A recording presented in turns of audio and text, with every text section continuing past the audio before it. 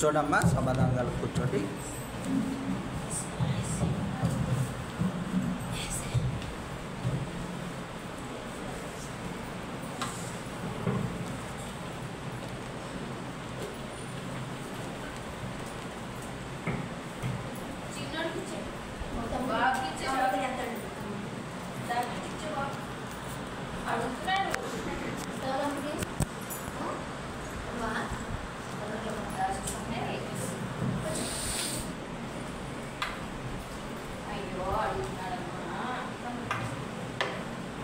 దేవుని స్తోత్ర, హల్లెలూయా.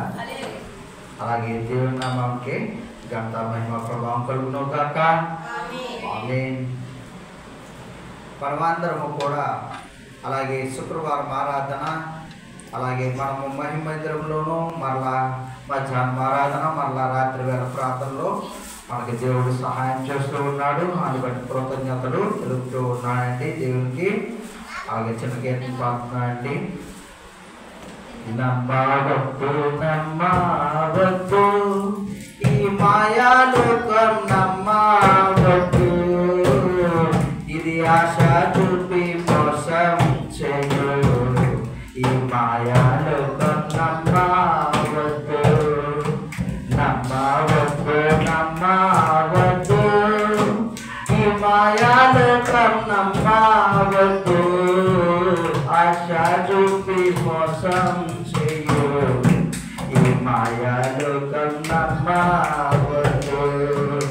నిన్ను కన్న తండ్రి ఏది, నిన్ను కన్న తల్లి ఏది, నిన్ను కన్న తండ్రి ఏది, నిన్ను కన్న తల్లి ఏది, పోయినారా పోయినారా, నిన్ను విడిచిపోయినారా, పోయినారా పోయినారా, నిన్ను విడిచిపోయినారా. నమ్మవద్దు నమ్మవద్దు ఈ మాయాలోకం నమ్మవద్దు, ఆశ చూపి మోసం చేయు. ఈ మాయాలోకం నమ్మవద్దు.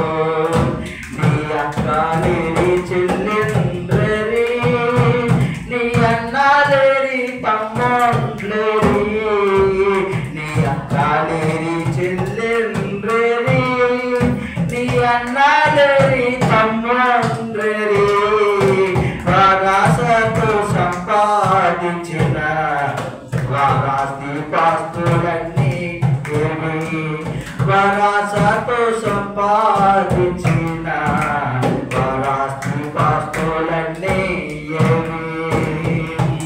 ధనము సంపాదించేవారు ఈ ధరణి అందు నిలువబోరు, ధనము సంపాదించి వారు ఈ ధరణి అందు నిలువబోరు, వారు పాపము కోట తప్పవని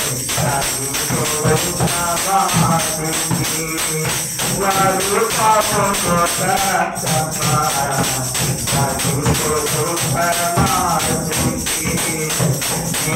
వచ్చేటప్పుడు వచ్చేటప్పుడు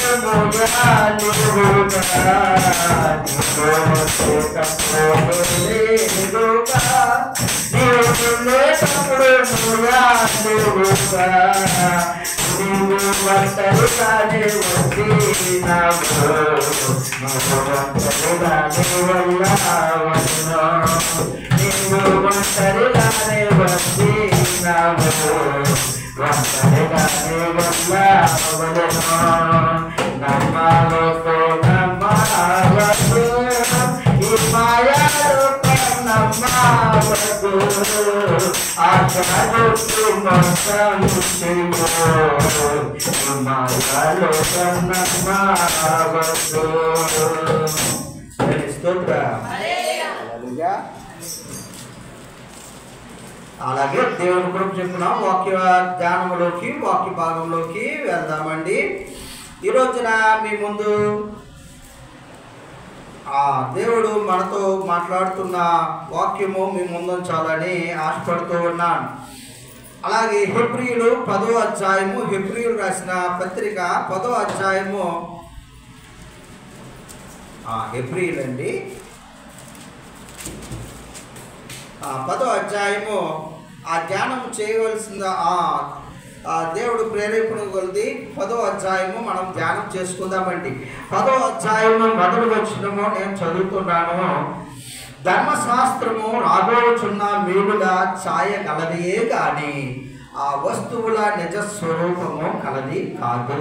ఆమేన్. ఈ వాక్యము మనము ఈ ధ్యానం చేసుకున్నట్లయితే చూడండి, ధర్మశాస్త్రము రాబోచున్న మేలుల ఛాయ అనగా ఆ వస్తువుల నిజ స్వరూపము గలది కాదు అని చెప్తూ ఉన్నాడు. ఇదేంటండి మేలుల ఛాయ అంటే ఏంటండి?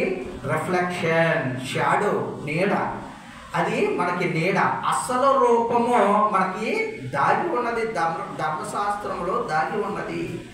ఆ ధర్మశాస్త్రంలో అసలైన రూపము మన మధ్య మనకి తెలియపరుస్తూ ఉన్నది. అది తెలుసుకునే స్థితిలో ఉండమని పౌలు గారు చెప్తూ ఉన్నారనమాట. ఇప్పుడు చూడండి, మనం దారిలో వెళ్తాం, ఒక పిచ్చుకలాగా నీడలా కనిపిస్తుంది. ఫర్ ఎగ్జాంపుల్ షాడో అంటే దానికి దీనికి అసలు రూపం, వాక్యం బాగా అర్థం అవడానికి చెప్తున్నాం. అది పిచ్చుక రూపంలో కనిపిస్తుంది షాడో. ఇది పిచ్చుక ఎక్కడో ఉందని మనం ఇలా చూస్తాం, కానీ అక్కడ కొమ్మ యొక్క నీడ. అసలు రూపం ఏంటి? వేరు. మనం షాడో నీడ చూస్తున్నాం, అసలు రూపం ఏంటండి? వేరుగా ఉన్నది. చూసారా? మేలుల ఛాయ, ధర్మశాస్త్రం మేలుల ఛాయ. అందులో దాగి ఉన్న మర్మము మనము తెలుసుకోవలసిన వారమై ఉన్నాము. ఈ రోజున ఆ మర్మము ఏమిటి? ఆ ధర్మశాస్త్రములో దాగి ఉన్న అసలైన రూపము ఏమిటి? ఈ రోజున హెబ్రీ 10వ అధ్యాయంలో పౌలు గారు మన మధ్య ఉంచుతూ ఉన్నాడు, మనతో మాట్లాడుతూ ఉన్నాడు. చూడండి, నెక్స్ట్ లైన్ చదువుతున్నాను. కనుక ఆ యాజకులు ఏటేటా ఎడతెగకుండా అర్పించు ఒక్కటే విధమైన బలులు వాటిని తెచ్చు వారికి ఎన్నడూ సంపూర్ణ సిద్ధి కలుగచేయ నేరవు. చూడండి, ఆ యాజకులు ఏటేటా ఎడతెగకుండా అర్పించు ఒక్కటే విధమైన బలులు ఎన్నడను సంపూర్ణ సిద్ధి కలగ చేయలేదు. చూసారా? అంటే ధర్మశాస్త్రము ముందు వరకు పాత నిబంధన అంతా కూడా అంతే. చూడండి, ఏటేటా పాపం చేశాను అయ్యా అని చెప్పి ఒక పశువును వారు యాజకుడి దగ్గర తెచ్చేవారు. ఆయన ఏం చేసేవాడు? ఆయన పాప ప్రక్షాళన కోసము ఆ పశువుని వధించేవాడు. అనగా ఆయన చేసిన అపరాధములన్నీ కూడా తొలగపోయినవి అని చెప్పేసి అక్కడ నిర్ధారించుకునేవారు. మరలా ఏం చేసేవారు? మరలా వచ్చే ఏడాది కల్లా మరలా తెచ్చేవారంట. మరలా వచ్చే ఏడాదికి మరలా తెచ్చేవారంట. చూడండి, అంటే ఇది ఒక ఆచారముగా అవలంబించుకున్నారు. ఏమండి? ఆచారముగా అవలంబించుకున్నారు. ఏటేటా మరలా పశువుని తేడము. అంటే అక్కడ ఏమయ్యింది? అక్కడ మర్మమైన విషయం ఏమవుతుంది అనగా సంపూర్ణ సిద్ధి ఎందుకు కలగలేదంటే అక్కడ నిజముగుండా అక్కడ పాప ప్రక్షాళన జరిగిపోయింది అనుకోండి. మరలా ఇంకొకసారి తేవలసిన అవసరం ఏంటి? ప్రియ శాస్త్రులారా గమనించండి. అంటే ఏటేటా మరలా తేవలసిన అవసరం ఏముంది? పాపము ఒకసారి హత్య చేశాడు. ఫర్ ఎగ్జాంపుల్, అయ్యా నేను తప్పు మన్నించండి అని చెప్పేసి ఆ హత్య గావించబడిన వారు క్షమాభిక్ష పెట్టారు, జైలు అధికారులు క్షమాభిక్ష పెట్టారు. ఫర్ ఎగ్జాంపుల్ ఏమండి, ఈ విధంగా క్షమాభిక్ష పొందినాక మరలా హత్య చేశాడు అనుకోండి. మరలా అది ఏమవుతుంది? మరలా చేస్తూ ఉన్నాడు. అతనికి సంపూర్ణమైన పరిపూర్ణమైన పాప ప్రక్షాళన ఎక్కడ, క్షమాపణ కానీ అక్కడ దొరకలేదు. అయితే ఇక్కడ మర్మమైన విషయం ఏమిటనగా ఇక్కడ మనం వాక్యంలో చూసుకున్నట్లయితే చూడండి, హెబ్రీ 10:2 కింద వచ్చి నేనే చదువుతున్నానండి. అలాగూ చేయగలిగిన ఎడల సేవించు ఒక్కసారి శుద్ధపరచబడిన తరువాత మనస్సాక్షికి పాపము అలాగే జ్ఞాపకము ఉండదు కనుక వాటిని అర్పించుట మానుదురు కదా. ఇక క్షమాపణ దొరకకపోతే వారు మానేస్తారు. అంటే వారికి పరిపూర్ణంగా అలాగే సంపూర్ణముగా పాపము ప్రక్షాళన కాలేదు. అయితే బలులు అర్పించుట చేత ఏటేటా పాపములు జ్ఞాపకం వస్తున్నాయి. ఈ విషయము మర్మమైన విషయము. ఈ మర్మమైన బైబిల్ గ్రంథములో ఏం దాగున్నదంటే కీర్తనల గ్రంథం 40 ఇప్పుడు చదువుకున్నాం కదండి 6వ వచనంలో ఉంటుంది అనమాట అండి. 6 నుంచి 8 వచనాల్లో ఉంటుంది. ఏమిటంటే బలులనైనా ఇప్పుడు మనం బలులు కానీ నైవేద్యములు కానీ అర్పించడం లేదు, అవునా కదండి? అర్పించడం. ఇక్కడ చూడండి వాక్యంలో ఏముంటుందంటే 46 నుంచి 8 వచనాల్లో బలులనైనను నైవేద్యములను నీవు కోరుకున్నట్టు లేదు. ఏమండి? నీవు బలులనైనను నైవేద్యములైనను కోరుకోవట్లేదు. నీవు నాకు చెవులు నిర్మించి ఉన్నావు. అలాగే దహన బలులైనను పాప పరిహారార్థ బలులైనను నీవు తెమ్మనలేదు. కానీ అప్పుడు పుస్తకపు చుట్టలో నన్ను గూర్చి రాయబడిన ప్రకారం నేను వచ్చి ఉన్నాను. చూసారా, ఇది ప్రభువారి కోసం ప్రవచనం. పుస్తకపు చుట్ట. పుస్తకపు చుట్ట అంటే ధర్మశాస్త్రము. పుస్తకపు చుట్ట ఇప్పుడంటే బుక్స్ ఇలా ఉన్నాయి. ధర్మశాస్త్రం ఎలాగుండేదంటే ఏమండి చర్మముల మీద అలాగే రాసి ఆ చుట్ట కింద చుట్టి ఆ బాక్స్లో యాజకుడు కేవలం యాజకులు ఒక్కలే చదివేవారండి. ఇంకా ఎవరికి కూడా అందుబాటులోకి వచ్చేది కాదనమాట. అయితే ఆ చోట అలా పెట్టేసి ఉంచేవారు. అయితే చూడండి తర్వాత ఈ ఆ పుస్తకపు చుట్టలో నన్ను గూర్చి ఆ ప్రకారం రాయుడు నేను వచ్చి ఉన్నాను. చూసారా, ఈ రోజున దేవుడు బలి పశువై మన మధ్యకి వచ్చి ఉన్నాడు. వచ్చి ఉండుటే కాదు ఎన్నిసార్లు అండి? ఒక్కసారే పాప పరిహారార్థమే ఒక్కసారే బలి అర్పణ చేసుకున్నారు. మనం ఎన్నిసార్లు చేసుకుంటాం పాపము? ఒక్కసారే. అంటే సంపూర్ణ సిద్ధి మనకు కలుగుతుంది అనమాట. మనకు సంపూర్ణ సిద్ధి కలుగుతుంది. పశువుల యొక్క కానీ దాని ద్వారా కానీ వేటి ద్వారా కానీ దేని ద్వారా కూడా అలాగే మనకి పరిహారము సంపూర్ణ సిద్ధి కలగదు. సంపూర్ణ సిద్ధి ఎక్కడ కలుగుతుంది అంటే మన దేవుని దగ్గర మాత్రమే కలుగుతుంది. ఎందుకంటే ఒక్కమారే బలి యాగము చేశారు పాప పక్షాలన. ఆ విలువైన రక్తంలోనే మనము ఒక్కసారే కనబడతాం. అందుకే రక్షణ ఒకసారే, జీవం ఒకసారే, పాపము ఒకసారే. అలాగే అంతేగాని మళ్ళీ లోకంలోకి వెళ్ళిపోయి నేను పాపం చుట్టుకుంటాను అలా అనుకుంటే మళ్ళీ ఇది ఆ విలువైన రక్తాన్ని అవమానపరిచినట్లుగా మనం భావిస్తూ ఉంటాం అనమాట. ఇక్కడ చూడండి ఇంకను ఇంకేమున్నాయి? సాక్ష్యము ఇంకేమి తెలియపరుస్తుంది, వాక్యము ఇంకేమి తెలియపరుస్తుంది అంటే పరిశుద్ధాత్మ దేవుడే దీనికి సాక్ష్యం ఇస్తూ ఉన్నాడని చెప్పేసి ఇంకొక వాక్యం మీ ముందు ఉంచుతూ ఉన్నాను. ఇర్మియా గ్రంథము ఈ రిఫరెన్స్లు అనమాట అండి. 31, 33, 34లో ఉంటుంది అనమాట. చూడండి, వారి మనస్సులో నా ధర్మవిధి ఉంచేదను, వారి హృదయం మీద దాన్ని వ్రాసేదను. ఈ రోజున మనందరే హృదయముల మీద ఇక్కడ రాస్తూ ఉన్నాడు దేవుడు.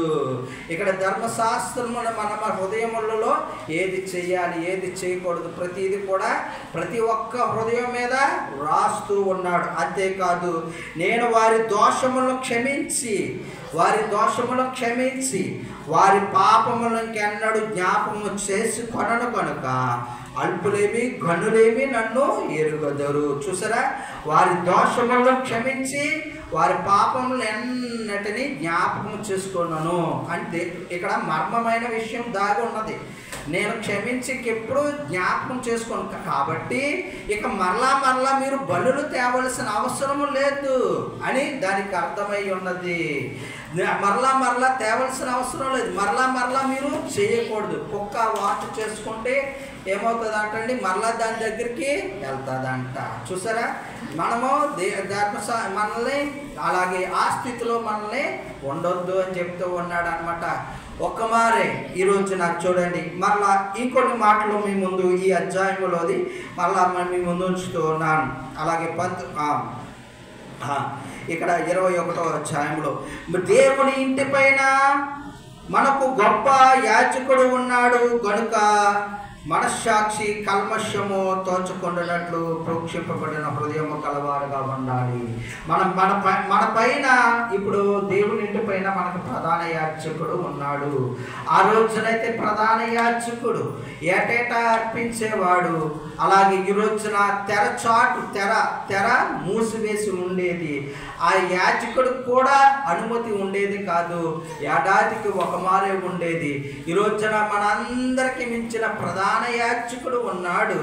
ఆయన తెర ఈ రోజున శుక్రవార దినమున సిలువ వేయడం ద్వారా తెర చినిగి వేసింది.